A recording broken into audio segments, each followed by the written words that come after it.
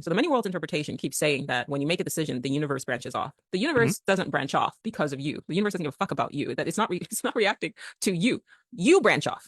So that makes sense. Your consciousness branches off. They think of the universe as a tree. The branches, all of these sort of near infinite, I don't think it's infinite, but all these sort of near infinite realities exist. You, as a conscious observer, are traveling down a highly probable branch. Okay. Now, if you make a decision, it's almost like, and I always use this analogy and I'm going to keep using it. It's almost like one of those choose your own adventure books. Once you make a decision, the book doesn't like branch off into a different direction. You turn the page and you go to page 65 or whatever, but it's already there.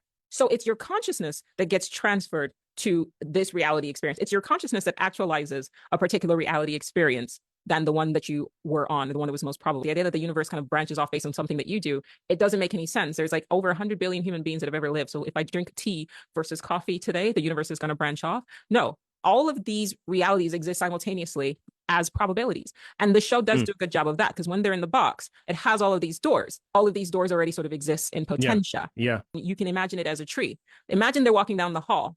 You see what I mean when watching the show. And then the doors kind of are on the side. Well, their paths, if they walk this way and you trail like a line, it's their paths that are branching off this way in their path. But it's them going into this reality, going into this reality. It's your consciousness that's shifting through a myriad of different realities based on your decision. More than likely, there is one like trunk that it's a high probability that you're going to live. If you don't do anything to sort of deviate from your path, then you're going to stay. You're going to, more than likely, you're going to get up, brush your teeth, go to sleep, do it again. And that's going to be your fucking loop. Unless you do something really drastic, and then that's going to shift you into a branch.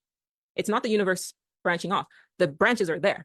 You've got this trunk. That's the most probable life path based on your genetic predisposition, based on your ancestral, predisposition, based on inherited, trauma, based on society, your age, your race. You're more than likely, this is the construct. This is the path that you're going to. But if you do something dramatic, you can kind of shift into this reality. Or if you experience death, like if you die in one path, since consciousness cannot experience death, your consciousness just gets shifted to a different branch, where your body dies in this branch or this trunk, but then your consciousness shifts off to this branch, and then you carry on until you expire and you reach your final life path. But then it can loop back again. Anthony Peake talks about this in a lot of his books. Is there life after death? The Labyrinth of Time. He talks about that a lot. Woo!